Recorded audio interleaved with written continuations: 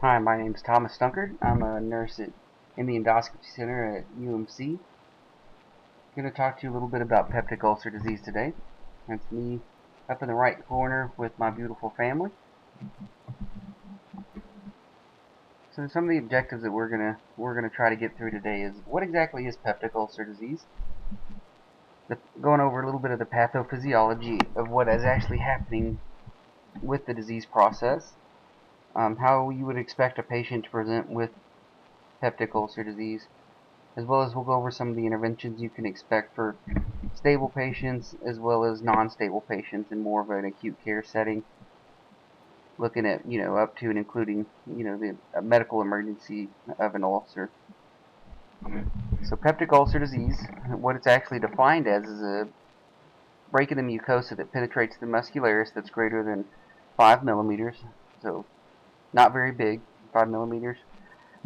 If you'll look on the right hand side in the upper corner of that picture is from a EGD, upper endoscopy, and what you're looking back at is the proximal stomach, and that's an ulceration just right there below the GE junction, just right as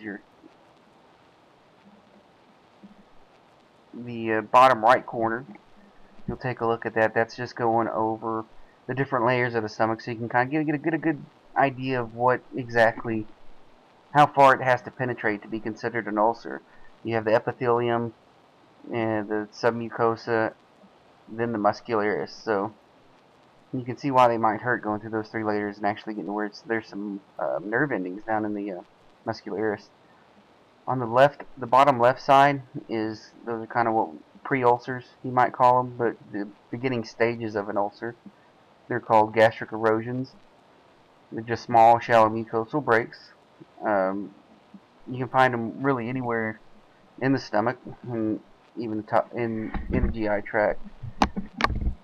Looking at this picture, though, you are looking down at the more distal part of the stomach into the antrum of the stomach. H. pylori is not visibly seen. It has to be.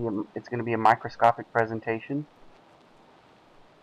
Your number one, the gold standard of diagnosis, is a biopsy from the antrum of the stomach and sent off to a pathologist to review. It's a gram-negative, spiral-shaped, multiple flagella organisms. How it actually works is those flagella kind of burrow themselves into your mucosa, and they start creating urease, which is a strong base. It actually causes your own stomach cells, your parietal cells, to start increasing the acid production, and that's where you get the ulceration from. Transmission, you're looking at oral, and fecal-oral. If you look at the research, it actually shows that about half the world's population is H. pylori positive. As far as best guess, obviously not everybody has a diagnosis of it, but the reason that is because that is including the entire world. You're looking at third world countries where their hygiene is very poor, and so they just about all carry it, whereas in more developed countries such as the US, it's not completely eradicated by any means, but it is a much lower diagnosis. Early onset for H. pylori, you're going to see pan gastritis. You'll start seeing some parietal cell damage from the increased acid production. You'll also be at an increased risk for a gastric ulcer. Later onset, you'll see chronic gastritis, increased serum gastrin levels, increased gastric acid secretions, and you're also going to be at more of a duodenal ulcer risk. So late onset, you start looking at duodenum. Early onset, most of them are pre-duodenal ulcers. In the picture on the right, you're looking at chronic gastritis. Some other pathophysiology of peptic ulcer disease is chronic NSAID use. The reason NSAIDs actually cause ulcers is they are COX-1 inhibitors. What that does is that decreases epithelial secretion, blood flow, and it makes you more susceptible to the peptic ulcers. There are two types of NSAIDs, your selective and your non-selective NSAIDs. Your selective NSAIDs don't inhibit COX-1 as much. Those are more of your prescription one, like Atodolac, Celebrex, those type things. Your non-selective ones are more of your over-the-counter ones, ibuprofen,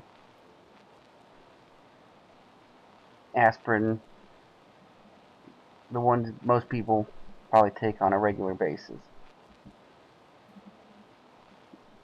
Just looking at kind of your risk levels for peptic ulcer disease, your high-risk patients are going to be those who have had ulcers in the past, or those that have multiple risk factors such as age, taking a lot of NSAIDs, previous maybe uncomplicated ulcers but still having them, being on your anticoagulants such as Plavix or warfarin, steroids, all those. So really the pathophysiology continued is the additive effect, which is kind of what we just talked about, having more than one risk factor. Alcohol abuse, smoking and alcohol actually increase especially smoking will increase the acid production in your stomach. Bile reflux, so that coming up from the second portion of your duodenum, coming all the way back up into the through the pylorus and into the antrum of the stomach. And then just some people, just some gastric hyperacidity. Some people just produce a little too much acid. So when your patient comes in, what you can expect on the subjective side of things is they're just going to have some dyspepsia, so general kind of abdominal pain. They may be having reflux, the heartburn. It may even be the heartburn may be so bad that it's causing chest discomfort. If they actually have an ulcer and it starts bleeding, you can start seeing some hematemesis or melena, which is blood in the stool. And because of the blood loss, you may even see later onset, you'll see fatigue and dyspnea that are actually caused by anemia. On your assessment, you'll have abdominal tenderness noted. You can actually have a stool sample and look for it to be guaiac positive. The melena also, because as most nurses know, once you've smelt it, you never forget melena. Then you can also look at some radiography. They can do upper GIs, but they're not as good at diagnosing. So typically, if there's a suspect peptic ulcer disease, they'll go ahead and just go on with the endoscopic, an EGD to get the definitive diagnosis. The way you can diagnose H. pylori is serum. You can actually draw blood. The problem with the serum testing is that it just shows if you've ever been exposed to H. pylori. It's not necessarily that you have an actual positive test. Stool samples, because of the increased urease and stuff, it'll actually show up in your stool. The histology is kind of the gold standard. It's going to give you the most definitive diagnosis. We're seeing it becoming more prevalent, but the breath test, it is a nice way to get the diagnosis. However, it does cost quite a bit, and it's not something that you can just get reimbursed a lot from. So it's a big expense, and unfortunately, that's just how medicine works, that we aren't able to maybe do what's least invasive for the patient because it costs too much. And then, of course, you have your endoscopic, where you're actually seeing the visualization of any ulcers. Interventions, what you're going to be looking for is pretty much pharmacologic. With your stable one, if they have H. pylori, they're going to treat that. On your right, you're going to see the FDA-approved treatment options. The one I typically see, especially in this area, which is in West Texas, is what they call a Prev Pack. It comes with the Prevacid, amoxicillin, and the clarithromycin, and they just take that for 10 days and then may continue the PPI or H2 blockers. Just kind of a physician preference with that. Another thing is if they are a chronic NSAID user, the NSAID cessation is going to be key in getting these ulcers healed up. As far as looking at an unstable patient when they come in, first thing is you're going to do is you're going to obviously check their hemoglobin hematocrit, transfusion. They're going to get blood transfusions appropriately, fluid resuscitation. They're going to start giving some PPIs and some H2 antagonists. Usually what you'll see, depending upon your hospital, the two in this area use either Nexium or Protonix, and then usually intravenous octreotide, which helps. It's a nice. It works on the GI tract. It works on the smooth muscle to help constrict down the blood flow to it, so that it's not going to bleed near as much.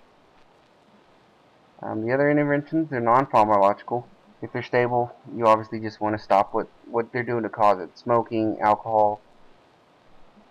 If weight loss, if it's indicated, and then stress reduction. If you're unstable, it's just going to depend on how unstable you are. If you're able to kind of be, if you're able to maintain even with blood transfusions, your hemoglobin and hematocrit, you'll look at probably getting an endoscopy. That way they can there's a few different things you can do. You can either put a clip on it to kind of, if there's a blood vessel going to it, it will help basically occlude that blood vessel and give it a chance to heal up. You can cauterize it. You can inject it with different vasoconstrictors such as epinephrine. Or if it's bad enough, if it has perforated or about to perforate, or if it's involving an exposed major vessel, typically they'll just go straight to surgery and have surgical intervention, where in the most cases now they've gone away from partial gastrectomies and cutting stuff out. They just actually go in and just kind of oversew it and let it heal up on its own. So the next thing, kind of the last thing to sum everything up, is what you definitely want to do is educate the patient. Explain to them what causes the peptic ulcer disease, which is increase in acid, and one of the things that probably most Americans could control their acid reflux with is a healthier diet, avoiding late night meals, high meals that are real spicy or high in acid. You also want to have them start looking at considering switching their pain relievers from an NSAID to Tylenol or something along those lines. Controlling their stress. Every patient's a little different with stress, so it will just depend on getting to know them and knowing what their stressors are and what can you do to help them. Smoking cessation, and then avoiding alcohol, or at least, if they can't completely avoid it, trying to back off and limit it just a little bit. I hope this has been helpful in your knowledge of peptic ulcer disease, something we all probably kind of see in nursing as far as we see we've at least have one, if not multiple patients with it. So hopefully it can give you something to kind of look back on and get some good information from. Thank you.